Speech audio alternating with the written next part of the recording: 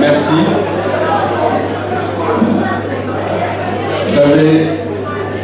Vous avez pris de votre temps un après-midi où il y avait certainement d'autres occupations possibles en famille. Et vous êtes venus pour que nous arrivions à discuter. Le Mogabo est un mouvement qui a vocation à essayer, aux côtés des autres mouvements,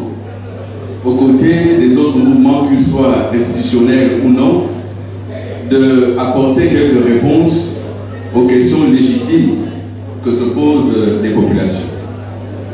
Dans la vision du chef de l'État, le rapport entre les gouvernants et la population, c'est également l'obligation faite par ceux qui dirigent d'expliquer ce qu'ils font, d'expliquer les décisions qui sont prises, d'expliquer le sens des politiques qui sont mises en place et de voir comment la population accueille ces politiques-là pour que naturellement on arrive soit à continuer dans ce sens-là, soit à changer d'orientation en fonction de ce que pense la population. Et lorsque la question est posée de savoir ce que le Mogabo apporte de plus, ce que le Mogabo apporte, ce n'est pas le plus, c'est en complément, c'est cet échange, cette interaction. Certes, il y a des membres du gouvernement, mais combien parmi nous ici dans cette salle auraient eu l'occasion de poser une question directement à un membre du gouvernement devant d'autres citoyens assis? Il fallait aller le trouver dans son bureau, prendre une audience, discuter à deux. Nous avons donc choisi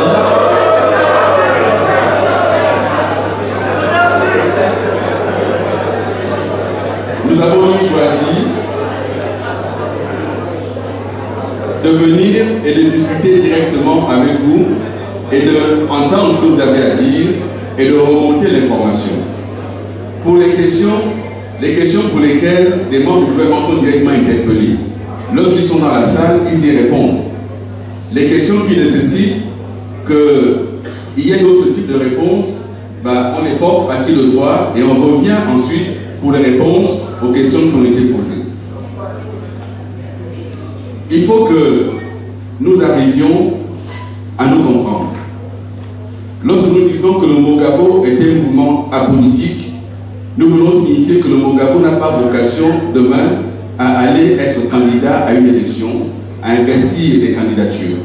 Mais la signature du Mogabo est claire. Nous avons mis en place un mouvement de soutien et d'explication à la politique que mène le chef de l'État, Ali Bongo Ondimba. On ne se cache pas, c'est affiché, c'est clair. Donc nous sommes là pour apporter le message du président, essayer de mieux le faire partager et écouter la population sur ce qu'elle a elle aussi à dire et de remonter auprès des autorités gouvernementales ou du chef de l'État lui-même lorsqu'il est directement concerné par la question. Donc lorsqu'on dit que nous sommes un mouvement apolitique, c'est essentiellement parce que nous n'avons pas vocation à être candidats aux élections. Mais en même temps, le Mogabo est ouvert à ceux qui ne sont pas membres des partis politiques. Ceux qui ont eu l'initiative et qui sont ici présents ont été rejoints par d'autres. Et il y en a d'autres qui ne sont pas là aujourd'hui. On nous a posé la question de la présence des femmes, et vous avez raison. Mais nous avons à nos côtés des femmes qui nous accompagnent et qui interviennent souvent. Madame Denise Mekam, malheureusement, elle est absente pour des raisons professionnelles. Madame Rose Anogo Mengara, qui est absente également pour des raisons professionnelles. Et il y en a d'autres qui sont dans la salle ici. Donc c'est vrai, vous avez raison, votre observation est juste. Mais avant que vous la fassiez, certains d'entre nous la faisaient déjà, que effectivement ici sur cette place, il n'y a pas de femmes sur la tribune. Nous veillons à corriger cela prochainement. Nous avons entendu plusieurs questions. Nous avons entendu une question sur la situation des voiries urbaines et sur en général l'espace urbain, comment il est aménagé. Et le compatriote qui a posé la question nous a rappelé qu'il n'y a pas longtemps, il était membre du Parti démocratique gabonais et que maintenant, il fait valoir son indépendance, sa liberté reconnue par la Constitution de pouvoir militer dans un autre parti. Et c'est une très bonne chose. Ça prouve que nous sommes dans un État tout à fait libre et démocratique. La problématique, elle est simple. Et c'est pour ça qu'il faut que nous arrivions un peu à faire attention à ce qui se dit. lorsqu'il a été préconisé un projet de société du chef de l'État. Ce projet de société, devenu en confiance, a été traduit ensuite en un plan de développement appelé plan stratégique Gabon émergent, lequel plan de développement intègre également des aspects liés à la vie urbaine. C'est pour cela qu'il a été adopté un smart code. Ça veut dire qu'il a été adopté des orientations pour améliorer la vie dans la cité. On parle des voiries, mais on parle de tout l'espace urbain qu'il faut améliorer. Les jardins publics, les écoles, les stades, les aires de jeu, etc. Ce sont des choses qui sont prévues, mais nous avons un environnement qui s'est développé depuis de longues années, un peu dans l'anarchie, comme on l'observe. Aujourd'hui, lorsqu'on regarde le 4e et qu'on veut trouver un espace au 4e pour aménager, on ne trouve quasiment plus de terrain aménagé. Il faut commencer par casser pour aller aménager. Et tout ça est assez difficile à mettre en place. C'est une des problématiques à laquelle les pouvoirs publics sont confrontés au niveau de la ville de Libreville. Comment arriver à créer des espaces de jeu, des espaces de loisirs, des espaces aménagés pour les enfants, mais aussi pour les personnes, dans un contexte où tout est déjà occupé, il n'y a plus aucun espace. Donc c'est une réflexion.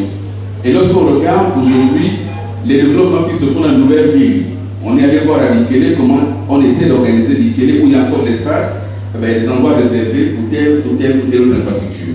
Donc il va falloir effectivement prendre patience, mais accepter aussi que parfois il faudra passer par des expropriations pour réaménager.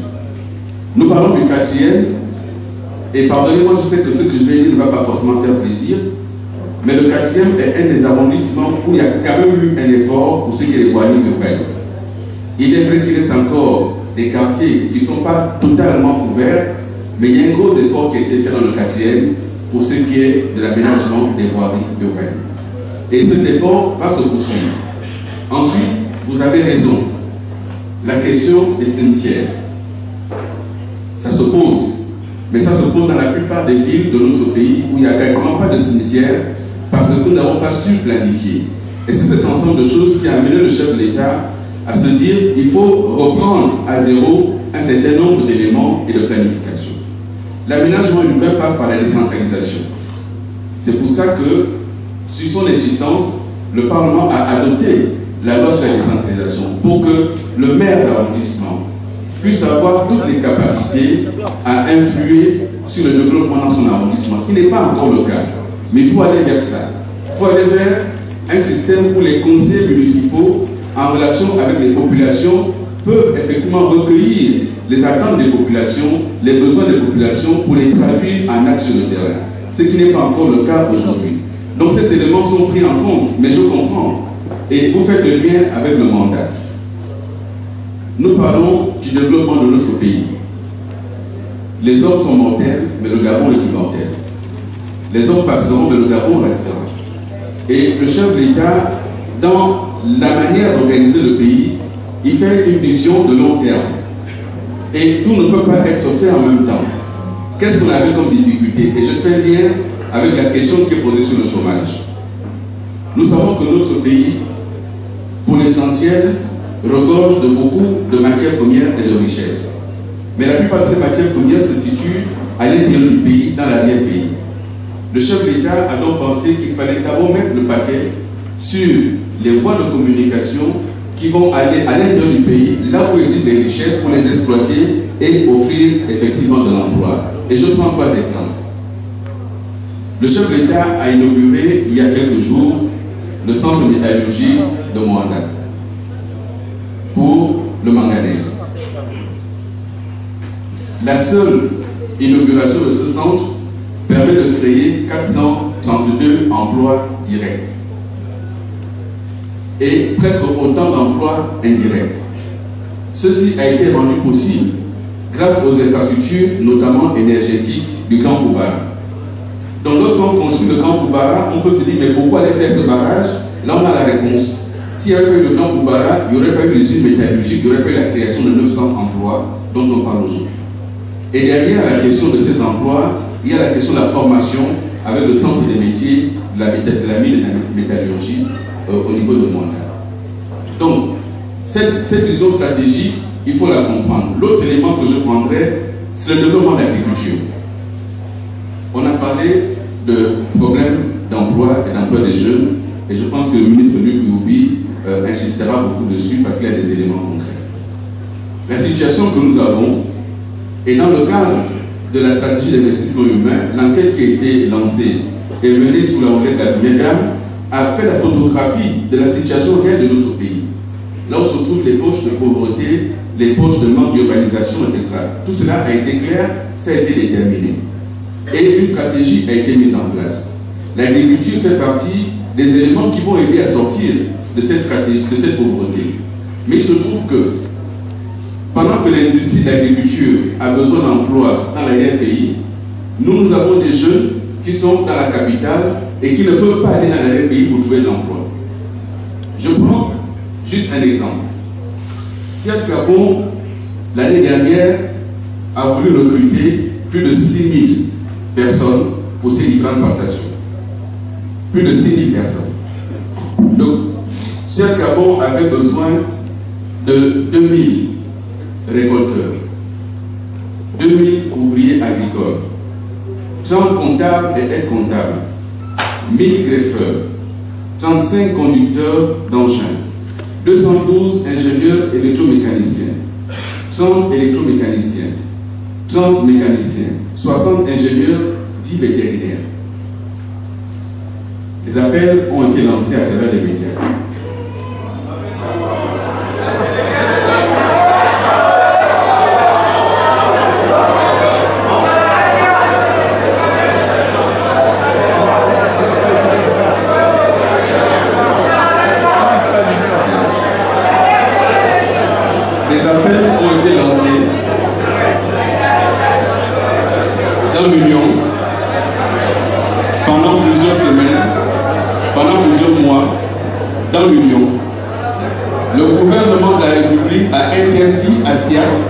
D'aller recruter des gens au Cameroun ou si elle voulait recruter des personnels pour que les Gabonais aillent travailler.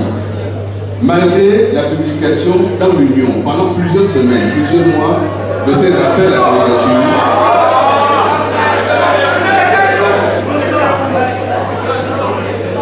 vous voyez,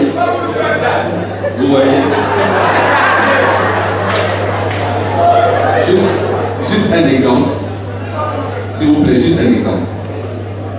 Il y a quelques jours, la police nationale a mis dans l'Union des appels à candidature pour recruter des jeunes policiers. Dans l'Union, il y a quelques jours. Aujourd'hui encore, c'était dans l'Union.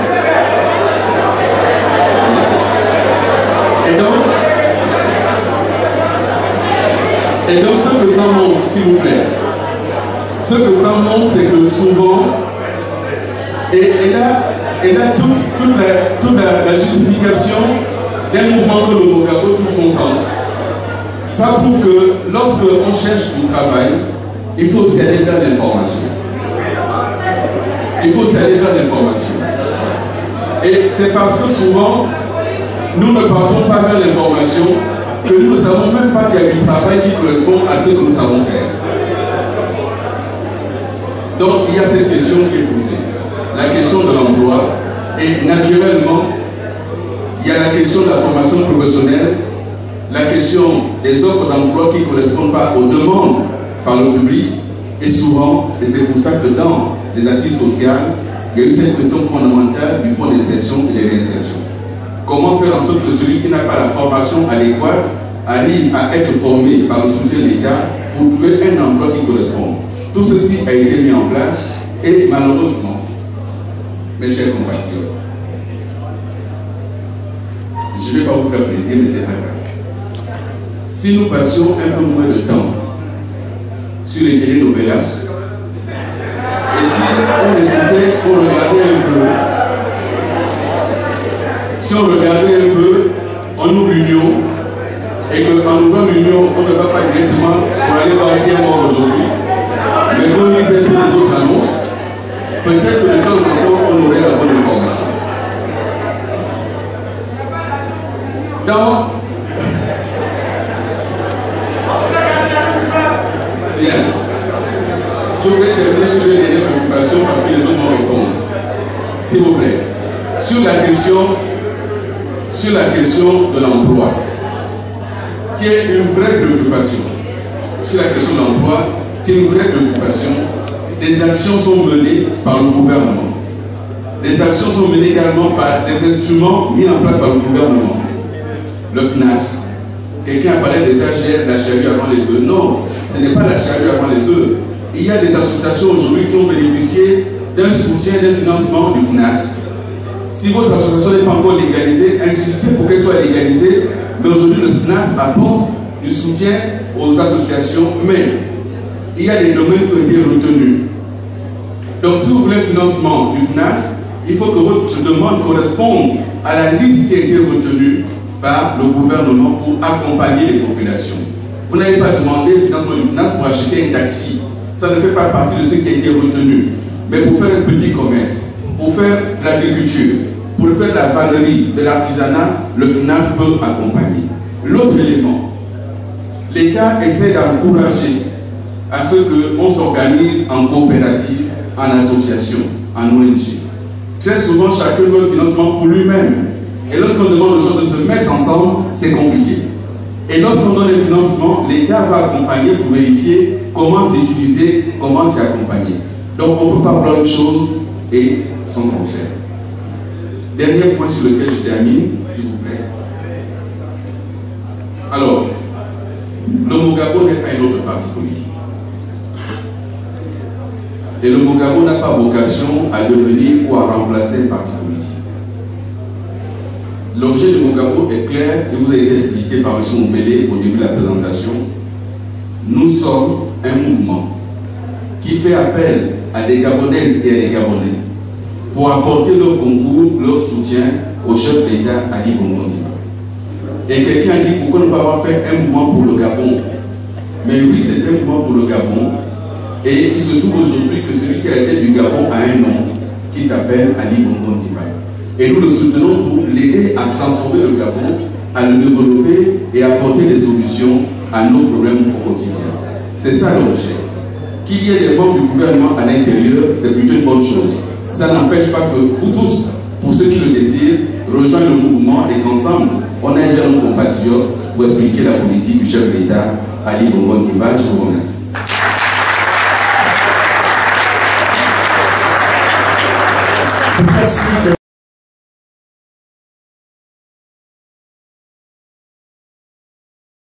Écoutez, permettez-moi d'abord de vous remercier vous tous, notamment la presse qui nous accompagne depuis que nous avons créé cette caravane avec le lancement des activités du Mouvement de Mogabo, dont c'est la 6e sortie.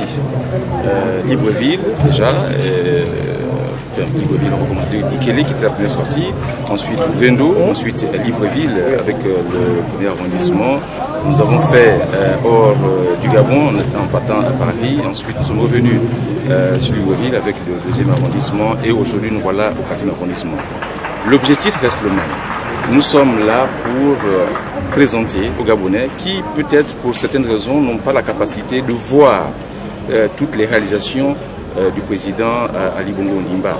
Des réalisations en fait qui émanent depuis sa vision, sa politique d'avenir en confiance et qui s'est traduit à travers le plan Sadji Gabon émergent que nous sommes en train d'exécuter.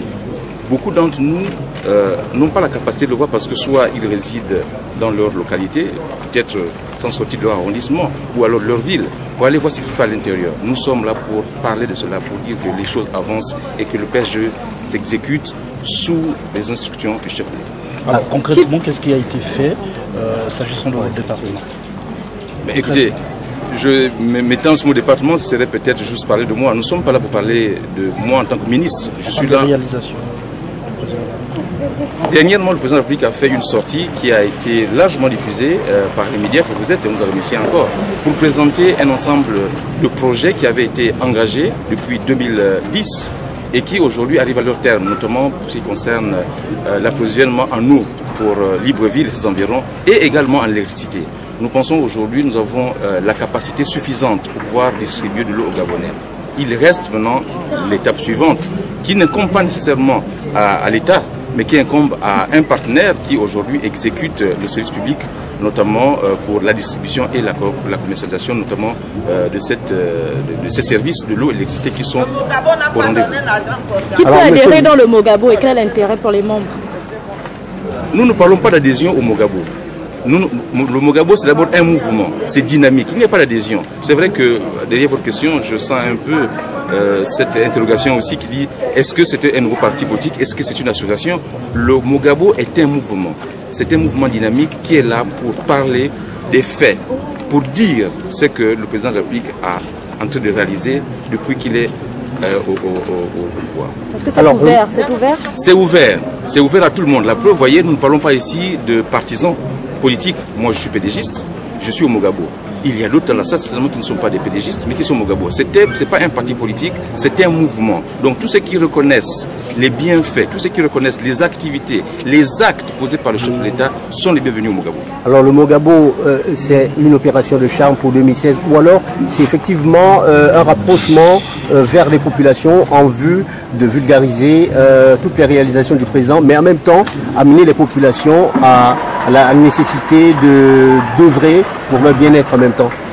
Opération de charme, c'est vous qui le dites, mais nous pensons ici que nous sommes en train de dire et de montrer ce que le chef de l'État fait. Maintenant, si vous pouvez l'interpréter comme opération de charme, ça c'est vous qui le dites, nous pensons que c'est un rapprochement, et ça je suis d'accord avec vous, nous sommes en train de rapprocher donc les populations des réalisations faites par le chef de l'État. C'était des promesses, à travers notamment son projet de société. Aujourd'hui, ce sont des réalités parce qu'il y a une ligne d'exécution qui est en train de se faire. Ce n'est pas fini et c'est pourquoi ce mouvement. Merci. C'est moi qui vous remercie.